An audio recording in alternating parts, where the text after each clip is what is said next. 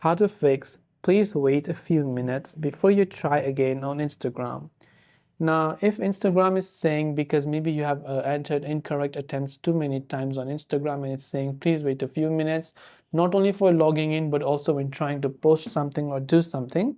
Now, the first step is to simply wait the requested time. So, because it is often just a security measure for rapid actions, and it is automatically going to get lifted. This is an automated action. If Instagram notices spam-like behavior for a certain action that you've been trying to do repeatedly, then it will limit the amount of times that you can do that.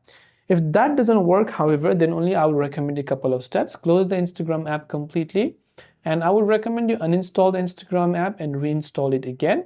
Then after you've done that, just make sure to log in or use any VPN or proxy services.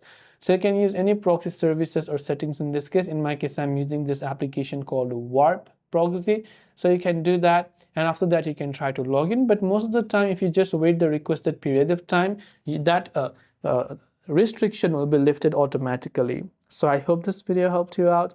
If you have any questions, do feel free to leave them down below. Thanks for watching and see you in the next video.